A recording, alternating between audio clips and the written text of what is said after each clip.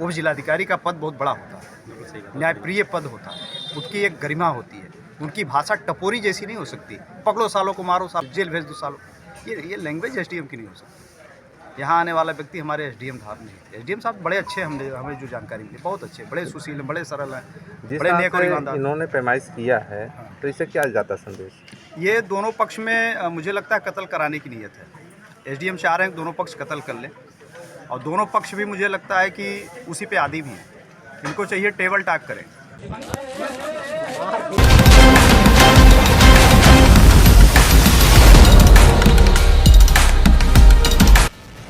परिचय बताइएगा।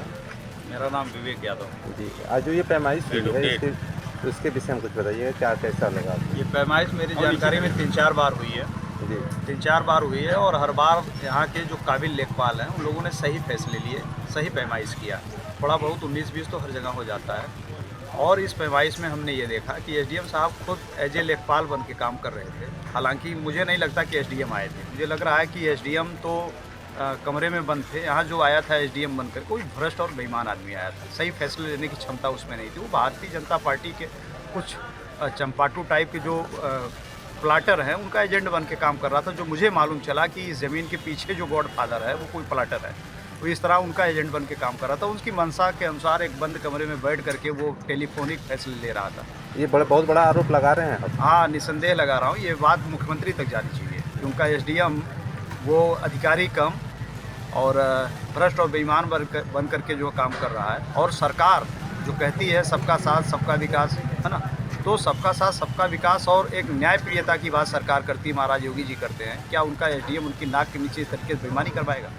ये गलत। कैसे आप कह सकते हैं कि जो गलत नापे हैं, भ्रष्टाचार की? मैं इस आधार पर कह सकता हूँ कि पिछली बार जो 4-5 पैमाइशें हुई हैं, उस समय भी माननीय तहसीलदार महोदय भी आए रहे हैं, और भी तमाम अधिकारीगण आए हैं। यानी कि यहाँ सिर्फ एक एसडीएम ही हैं जो सबसे ज़्यादा न्यायप्रिय हैं। बाकी जो तहसीलदार आए, वो क्या बोलते हैं, उनका नायब तहसीलदार आए, या जो कानून गो आए, या जितने लेखपाल अभी तक यहाँ पर आए इस ज़मीन के विवाद में, क्या सब भ्रष्ट और बेईमान थे, या यही एक ईमानदार है? उन सब ये रिपोर्ट लगा सकते हैं इस बात की, या कह सकते हैं कि सारे लोग जिन्होंने अब तक पैमाइश करा करके निशानदेही, क्या पत्थरगट्टी भी हो गई है, क्या ये सब गलत है? अगर गलत है तो जो लेखपाल पत्थरगट्टी करके गया उसके खिलाफ क्या कार्रवाई किया एसडीएम ने? कार्रवाई करनी चाहिए। अगर वो गलत थे, अगर ये गलत हैं, तो इसका अगर ये सही है तो इसका मतलब वो गलत है। कार्रवाई क्यों नहीं हुई? गलत पत्थरगड्डी पर कार्रवाई एसडीएम को करनी चाहिए। जबकि जिसने पट्टा किया वो क्या था? हाँ, और जिसने पट्टा किया वो क्या था? क्या वो भ्रष्ट और बेईमान था? क्या वो गलत है?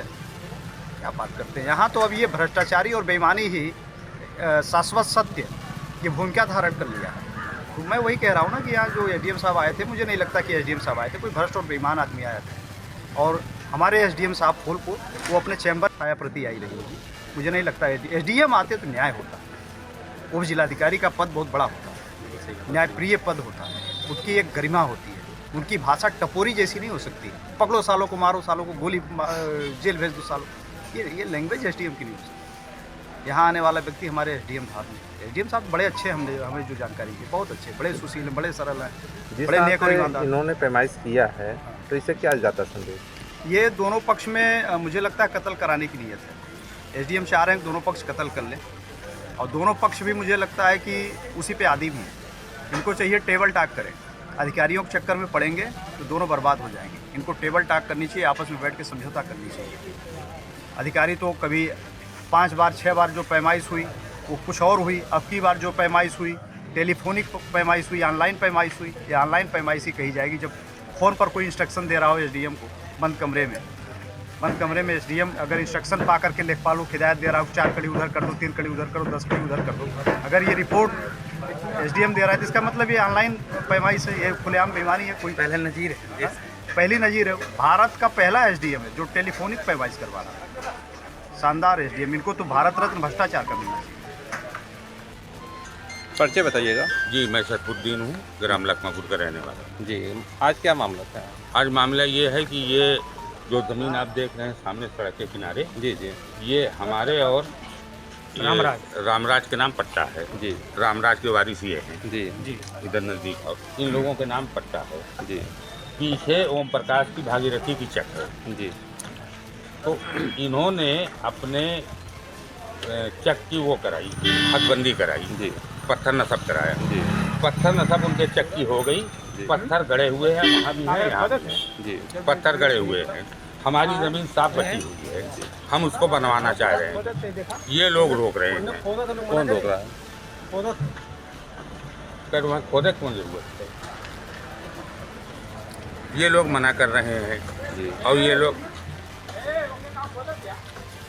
और ओम प्रकाश उनका रामराज के नाम जी जी यार देखें यार, आराम बताओ, जी, फिर बताइए चलिए। और पीछे चकदार ओम प्रकाश हैं, जी उन्होंने पट्टा कैंसिलेशन के लिए एप्लीकेशन दिया, मुकदमा किया, उनका मुकदमा खारिज हो गया, हम लोगों की डिग्री हो गई। अब हम लोग एसडीएम के यहाँ दिए कि हम हमारा कब्जा करा दिया जाए। कब्जा कराने के लिए कई बार टीम आई, लेकिन ये लोग हमेशा ऑब्जेक्शन करते रहे। फिर इन्होंने उसका आदेश हुआ, हदबंदी हो गई, पत्थर गड़ा हुआ है, पत्थर लगा हुआ है, हमारी ज़मीन क्लियर हो गई है। अब उसमें कोई विवाद नहीं है, लेकिन एसडीएम महोदय ये जब से आए हैं उसमें विवाद जानबूझकर खड़ा कर रहे हैं। और ये खड़ा कर रहे हैं, क्या उनका इंटरेस्ट है मुझे नहीं पता। वो कह रहे हैं कि आपकी ज़मीन सड़क में चली गई पट्टा की, जबकि सड़क हमारे गांव लखमापुर में है ही नहीं, वो है मैगना में। तो वही विवाद चल रहा है। आज इन्होंने जो पैमाइश कराया है, मामला दोनों का कमिश्नरी के यहाँ गया है, कमिश्नरी के यहाँ सुनवाई हो रही है। कमिश्नर ने लिखित दिया है कि आप जो है जब एक बार पत्थर नसब हो गया तो न्यायालय के आदेश तक आप कैसे कर सकते हैं, नहीं किया। तो क्या एसडीएम न्यायालय का आदेश नहीं मान रहे हैं? नहीं, एकदम नहीं मान रहे हैं, न्यायालय का आदेश एकदम नहीं मान रहे हैं। यहाँ तक कि कमिश्नर ने उनसे स्पष्टीकरण मांग लिया था कि जब हमारे न्यायालय में मुकदमा चल रहा है तो आप बार बार जो है आदेश पे आदेश क्यों पारित करते जा अच्छा रहे हैं। ये बताइए, आज जो एसडीएम पैमाइश करवाने आए थे, इसके एप्लीकेशन पे किस आए थे? कौन एप्लीकेशन दिया? किसी के एप्लीकेशन पे नहीं, एक टीम उन्होंने गठित किया, किसने एप्लीकेशन दिया हमें पता नहीं। एक टीम उन्होंने गठित किया है, किस धारा के तहत आए थे ये भी नहीं कोई बता रहा है।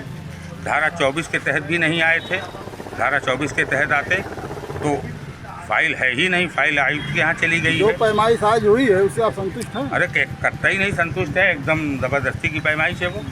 हमारे आदमियों को हड़का के उन्होंने पैमाइश करवाया क्या है। आपको लगता है कि एसडीएम साहब गलत कर रहे हैं? आपके एकदम 100% गलत कर रहे हैं एसडीएम साहब, 100% गलत कर रहे हैं।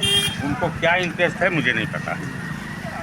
और पत्थर एसडीएम के ही आदेश से पत्थर गड़ा हुआ है, जो पत्थर नसब हुआ है वो मौजूद है, उसमें क्या दिक्कत आ रही है एसडीएम साहब, अभी के एसडीएम महोदय को। ये है मामला। और आज जो पैमाइश हुई है वो